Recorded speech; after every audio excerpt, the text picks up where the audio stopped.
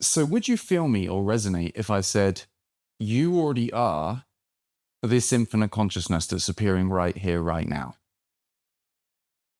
Although it's not really right here, right now, is it? It just is and isn't simultaneously. It's timeless, eternal, ever present, and it's you. Have you ever asked yourself the question, what if you're not actually a person? What if you're not actually just this body and mind? Not just this sack of flesh that's apparently producing consciousness? What if that is conditioning, stories, societal programming, and what you actually are is this infinite dreaming consciousness, this ever-presence, this beingness that you feel and know yourself to be always? What if you are the animating spirit giving life to all things? You see, if your true nature is already you, is already who you really are, then what could you do or be to become who you already are? What could you do to achieve that? How can you connect to your higher self when your higher self is who you really are, not higher than you in space or the heavens or something, but this beingness appearing as everything? How can you become what already is? What special knowledge or information would you need to believe yourself to be who you are, considering you already are who you really are? You just have to stop believing you're anything else. You just have to stop believing the thoughts, the conditioning, the societal programming that says you're just a person, just a body and mind moving through time and space, trying to figure your life out. And what happens when that belief ends? What happens when the thoughts stop? You simply already are this awareness, this consciousness. You know yourself in the silence, not because of some special knowledge or insight, but because the thoughts and feelings that seem to suggest you're anything else quieten down and disappear to reveal this boundless, open ocean of awareness, formlessness appearing as all the form. Because what are we really waking up to? We're waking up from the dream of being a limited, separate personal identity, from the dream of being just a person in a world, to the vivid reality that all there is this consciousness appearing as everything, and I am that. Isn't this what the wisdom traditions have been saying for thousands of years? From Advaita Vedanta, Atman is Brahman, you, the individual self, is the ultimate reality. To the Bible, I and the Father are one. From Taoism, you are the nameless, boundless flow, to Buddhism, the Heart Sutra, form is emptiness, emptiness is form.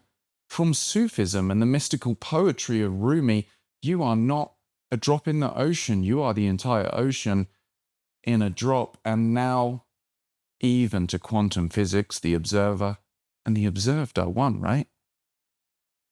So let's not swim around in intellectual musings, in concepts, in ideas. Instead, look at your direct reality right here, right now. If all the thoughts and feelings were to be removed from you, would you go anywhere? Would any of you go anywhere? Or would you still be this awareness, still 100% you, just without the presence of thoughts and feelings? In fact, if all form was to be removed from you, all sights, sounds, smells, sensations, everything, would any of what you essentially are disappear? Or would you still be this self-aware presence, just without everything you've been taking yourself to be, confusing yourself to be a part of this appearance when actually you're the whole thing? Just like in a dream, when you believe you're the dream body, looking out of the dream eyes onto a separate dream world, but when you wake up or go lucid in the dream, you realize it's all you, your consciousness, your imagination. Now, before a bunch of you let loose in the comments below, I'm not talking about solipsism. I'm not talking about only my mind exists. I'm pointing to the fact that this awareness, this beingness, is the divine presence looking out of all of our eyes. What if you are God, dreaming yourself to be 8 billion perspectives? Human perspectives, trillions of animals, and God knows how many alien species or interdimensional beings all at once. But what if you are the infinite? However, you can only experience yourself one at a time. You can only experience yourself through apparent limitation. In order to appear to yourself, you had to forget yourself. You had to forget your true nature, infinite consciousness, and appear to yourself as a limited person in a dream world. You have to dream. Just like at night. You might say, Alex, I get what you're saying intellectually, but it's just not my experience. I just don't feel it. Well, what would you have to feel? What do you have to feel to believe yourself to be just a person, to believe in your own limitation? And how can it be not your experience when this is already you and already the truth of what is, and you're agreeing with that? All you can do is continue claiming that it's not. Because that's what the mind does, right? It says, but it's not my experience, but I don't feel it. But what do I need to do? But I had an awakening experience in the past, but I lost it. Or perhaps the classic, I think I'm glimpsing it, but I need to remember this in the future because I keep forgetting, and that's just what I do. What future? You already are this ever-present timelessness, awareness, and any idea that you weren't awake in the past or won't be in the future is memory and imagination appearing now, nothing more. So why don't you stop boxing yourself into a limited idea of yourself? Why don't you stop fighting for your limitation? Because what's left when you do? Just this presence of awareness, no thinking, no taking yourself to be a personal identity, no referring to yourself always by thinking and concepts. You're just left with this, just presence, being, and that I am. But you know what seems to be causing all of this forgetfulness, right? Overlooking the truth and taking yourself to be the I in the next thought. And where are all these thoughts coming from? They're being driven by the feelings. You see, if you just stop thinking and just be for a moment, you might be able to feel sensation appearing to come from the body area. This sensation, this nervous system activity, this emotional energy, is all the backed up energy stuck in the system from years of identification with thinking, years of emotional suppression, and perhaps even some childhood trauma. Ultimately, it's earth energies, conditioned energy patterns picked up from the larger system, and it's not essentially you. You are the space, it's all happening within. You see, awakening to your true nature can be instantaneous. It's always available, ever present, because what we've said is, it's already who you really are. It's just a case of seeing it. And if it's not being seen instantly, then continue to do the investigation, continue to do the practice. If you believe yourself to be a person who needs to practice something to realize who you really are, then by all means do it until it all seems clear. But just know that you already are this. And any practice that you do is simply an embodiment of what you already are. Yes, awakening is timeless. Embodiment happens in time. A single glimpse of your true nature isn't going to wipe all your stuck emotions and traumas away instantly. But a deep seeing of your true nature will set up the foundation to process and release all of it. Because now it can happen in the context of truth. It can happen in the context that you already are this infinite consciousness that's unharmed, undisturbed, unstained, untainted by any thought, feeling, or experience. You can now allow the emotional energy to flow without thinking you're going to be overwhelmed, without identifying with all the thoughts that say you need to get rid of the feeling or it's going to hurt you or something. You can instead rest as the divine presence, rest as this, and allow all the layers of emotional capsules to come up one by one like character stories fueled by intense sensation and contraction in the body. Awakening is timeless.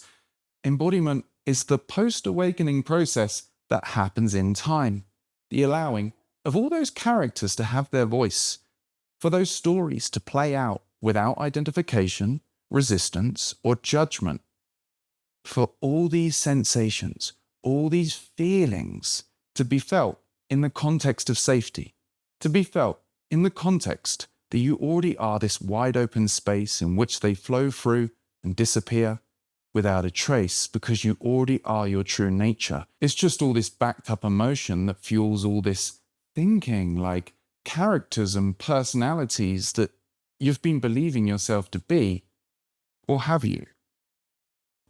Because haven't you had a thought that you later realized wasn't true, was overblown, OTT, or not what you would usually think or feel? Doesn't it feel like your apparent personality seems to change all the time? Like 1 minute you're apparently all calm and kind and loving, the next you're apparently triggered and angry and maybe even hateful. 1 minute you apparently want to be on your shit, tracking all your healthy habits, working on your goals every minute of every day. The next, you apparently want to smoke, drink beer, and not give a damn about anything. So, if your personality isn't even stable and consistent, how can it be you? How can all of these voices and urges be what you essentially are if they change all the time and you're this changeless space in which they all appear and disappear without a trace? When you rest as the observer, which yes, ultimately is the observed, when you rest as the witness, which yes, ultimately is what's witnessed, you can rest perceptually as this space without taking yourself to be any one particular aspect, any one particular voice, data point, content, form. Instead, you know yourself as awareness, not as an intellectual knowing, but as a perceptual resting, as the whole appearance. We're not talking about resting physically all the time and just lounging on the sofa, although you might do that sometimes too. But what we're talking about is resting as awareness, as the whole of life flows through hikes up a mountain, deep work on your creative projects, profound emotional release with breath work. It's all an appearance of you, and anything you do to apparently achieve your liberation only arrives at the revelation that you're already free. Real freedom is this. Real freedom is not taking yourself to be a limited self in your thinking that's stuck. It's in recognizing what already is and resting as that for long enough to see its fruits. You may feel like you've glimpsed this already. You may have been deep in meditation or with the warm afterglow of a plant medicine, or walking alone in the forest, and suddenly conviction dawned. Now you think you've lost it. But let me ask you, how can you lose what you already are? It's just that all the thoughts and feelings rushed in, perhaps suddenly, perhaps gradually, and appeared to cover up the blissful and content nature of your true self. And then you overlooked what appeared to be clear to you and took yourself to be a separate person who had it but lost it, and has apparently now been spending all your time trying to get it back. It's another identity, another concept. To get the fruits, you must return to the truth, return home to this awareness to realize you never left. Because if you feel like being aware for a moment is underwhelming and not the flying sparks and fireworks that you expected, how long have you stayed with this? Be honest. How long have you stayed with this for it to blossom? How long has it taken before you're believing all the thoughts again? How long will it take for you to get fed up of this addiction and actually test what we're talking about here? Is it always just a curiosity? Do you dip into the videos or courses only to almost instantly get distracted chasing the next thing that you think will make you happy? Because that's the great paradox here, right? It's already you. It's already what is. You're already this consciousness. But you're still appearing as a person who's apparently going to find that out. So, in a way, you have to be committed. Not as a forced personal efforting, not as a new identity, not as forcing to try to achieve it, but a commitment to truth, a love for this exploration, a burning desire for liberation, as they say in Advaita Vedanta, a dedication to investigating this until it's clear and embodying it in all aspects of life. If you half-arse it, you're going to be straight back to thoughts, emotions, and drudgery, because there's the idea that you may have not suffered enough, right? What if some of us have suffered enough? What if some of us have finally become truly fed up of feeling trapped in a whirlwind of thoughts and emotions, and because of that, are willing to look deeper? What if some of us have spent long enough chasing things on the outside to try to make us peaceful and happy, to realize it's never ever going to work and it must be within? You see, do you really need to suffer? Only if you think you do. Only if you think you need to suffer to see the truth. But the truth is unconditional. But we place these conditions on ourselves. We say, if only I had the time. We lose interest in the formless and carry on hypnotizing ourselves with all the form. Maybe one day, maybe in another life, or maybe right now. Maybe this is the sign that you're looking for. To zoom out from the thinking. To perceptually see yourself as this whole wide open space of awareness. To see this presence that you are, before the concepts, before the ideas, before the identities, to test out this message and rest as this to see it blossom.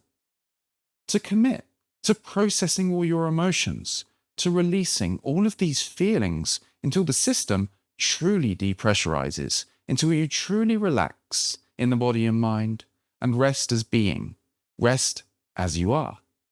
This is awakening and embodiment.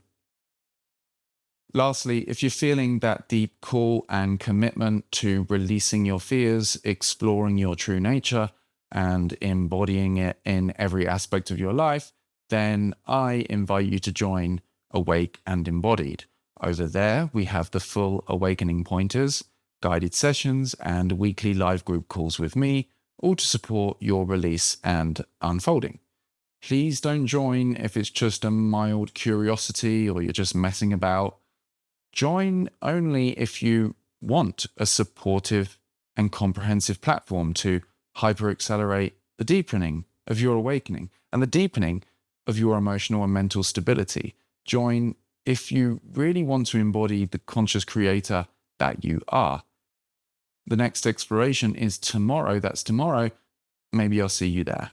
Peace.